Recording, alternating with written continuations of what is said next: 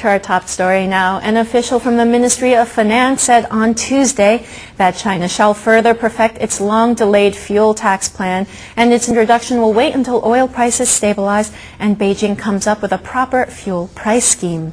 The plan has been prepared for nearly 15 years, while global crude oil prices surged to $145 a barrel.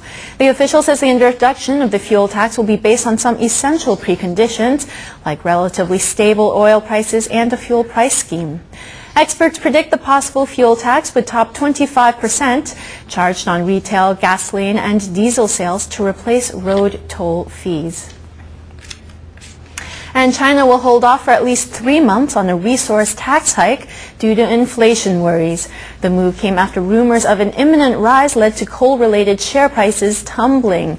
The official Shanghai Securities News quoted a government source as saying that a plan to reform the resource tax system has been submitted to the State Council. But it was not approved, and Shanghai-listed coal stocks rose after the report. A rumor last Friday said resource tax changes would be announced over the weekend.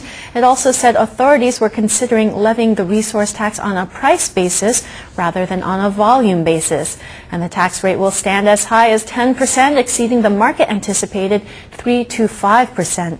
Analysts say the resulting tax increase will further boost domestic coal prices, which have recently surged to record highs due to tight supplies. Now, Beijing's municipal government is ordering anyone who conducts business on the internet to register and pay taxes for all online transactions. The only exceptions are people who sell or swap goods and can prove that these sales or swaps are not for profit. Mike Patterson has more. There can be a guilty little pleasure in selling products online, avoiding the sales tax that brick-and-mortar stores impose. But the benefit will end on August 1st in Beijing. Starting next month, the city will require all online vendors, whether individuals or big businesses, to register at local taxation bureaus and pay taxes on their online transactions. The rule does not apply to people who sell or swap personal goods not for profit. But some web operators say they're confused about the policy, since the rule didn't specify what goods could be tax-free.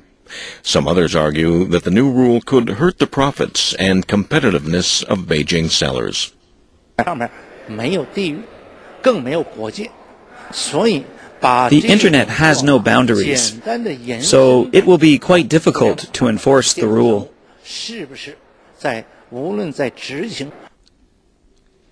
Some individuals also argue that their online businesses are just part-time occupations and that they may be forced to shut down their internet stores as a result of the new rule.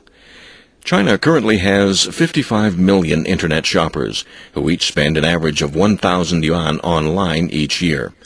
Cyber shopping revenues in China hit 50 billion yuan last year, nearly double that of 2006. The country is expected to replace Japan as the largest online shopping market in the Asia-Pacific region in 2010, with 480 million online shoppers spending close to 10 trillion yuan by then. But business operators, particularly those of small groups or individuals, have long been ignored by the country's taxation authorities. There are lots of ways to verify or define who should register for taxes, such as operating history, business scale. But some corporate entities with large operating revenues might not be profitable, while some small business vendors have very high profit margins.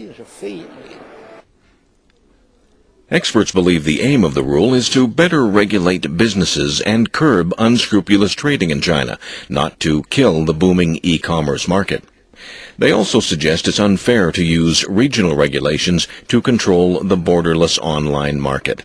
They believe the tax authorities should work out more rules to better supervise market activities while protecting the rights of consumers.